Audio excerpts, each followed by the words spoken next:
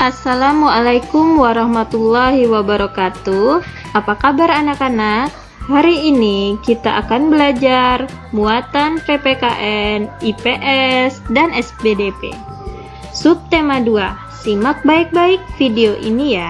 Sekarang kita akan belajar muatan PPKN. Tema 1 indahnya keberagaman. Dengan subtema 2 kebersamaan dalam keberagaman. Perhatikan gambar berikut ini.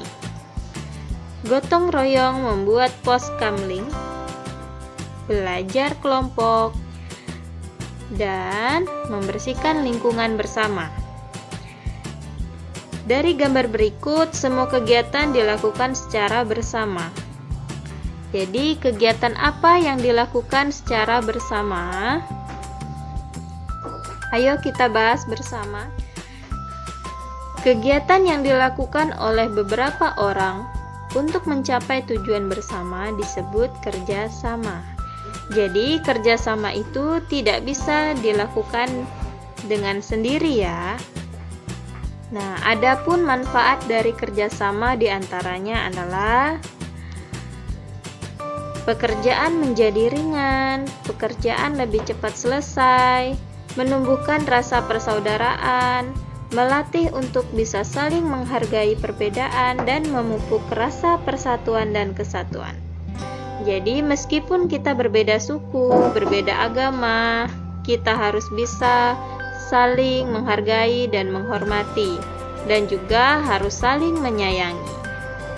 Nah, kerjasama bisa dilakukan di mana saja, di sekolah, di rumah, di masyarakat. Nah, kerjasama di sekolah itu contohnya adalah piket kelas, belajar kelompok, dan membersihkan halaman sekolah. Nah, di sekolah, apa kalian sudah melakukan hal tersebut? Kalian harus bisa melakukan piket kelas, belajar kelompok, dan membersihkan halaman sekolah harus secara bersama-sama ya. Kerjasama di rumah. Contohnya adalah membersihkan halaman, membersihkan rumah, membantu ibu memasak. Hayo, siapa yang sudah melakukan kegiatan tersebut?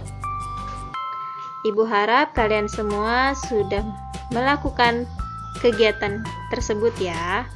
Jadi harus bisa bekerja sama dengan orang tua kalian di rumah. Selanjutnya adalah kerjasama di masyarakat. Contohnya, membersihkan selokan, membangun masjid, dan membersihkan lingkungan.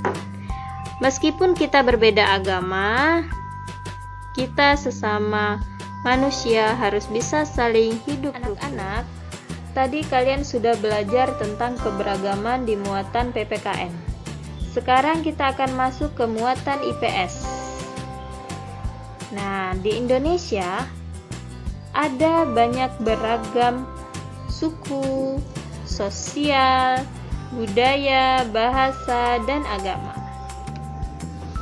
Nah, kali ini kita akan belajar tentang menjalin kebersamaan dalam keberagaman agama.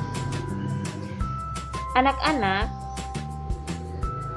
keberagaman suku, sosial, budaya, bahasa, dan agama yang berbeda tidak menghalangi kita menjalani kebersamaan. Nah, di Indonesia terdapat 6 agama, yaitu agama Islam, Kristen, Katolik, Hindu, Buddha, dan Konghucu. Nah, sekarang kita akan bahas satu persatu tempat ibadah, kitab suci, dan hari besar agama yang ada di Indonesia. Kita akan bahas agama Islam. Agama Islam, tempat ibadahnya adalah masjid. Yang kedua, kitab suci adalah Al-Quran. Sedangkan hari besar ada Idul Fitri, Idul Adha, Maulid Nabi, dan Isra Mi'raj. Nah, setiap Islam mereka beribadah di masjid dan harus membaca Al-Quran dan mereka akan merayakan Idul Fitri, Idul Adha, Maulid Nabi, dan Isra Mi'raj. Agama Kristen, tempat ibadahnya adalah gereja. Mereka akan melakukan sembahyang di gereja, dan mereka akan membaca kitab suci, yaitu Alkitab. Sedangkan hari besarnya mereka memperingati hari Natal dan hari Paskah serta kenaikan Isa Al-Masih. Selanjutnya adalah agama Hindu. Tempat ibadahnya namanya Pura, dan kitab sucinya yaitu Veda. Dan hari besarnya adalah Hari Raya Saraswati dan Nyepi. Selanjutnya adalah Katolik. Agama Katolik, tempat ibadahnya bernama gereja. Agama Katolik, kitab sucinya bernama Alkitab. Kemudian hari besarnya adalah Natal, Hari Paskah, Jumat Agung, dan kenaikan Isa Al-Masih. Selanjutnya ada agama Buddha. Agama Buddha, tempat ibadahnya adalah Vihara. Kitab sucinya adalah Tripitaka. Dan hari besarnya adalah Hari Raya Waisak, Hari Raya Katina, hari lahirnya Siddhartha Gautama. Selanjutnya adalah Konghucu. Konghucu, tempat ibadahnya bernama Kelenteng. Kitab sucinya adalah Sisuwuching. Hari besarnya adalah Cap Gomeh dan Imlek. Nah, meskipun kita berbeda agama, kita harus bisa memupuk rasa toleransi sesama umat manusia. Kita harus menjaga persatuan dan kesatuan di Indonesia. Kita sudah mempelajari gerak dasar tari Bungung Jumpo. Sekarang kita akan bahas tentang formasi tari Bungung Jumpo. Nah, formasi tari adalah sebuah kombinasi dalam tari untuk menciptakan tarian yang indah jika dilihat banyak orang. Adapun macam-macam formasi. Yang pertama ada vertikal, ada horizontal, zigzag, dan melingkar.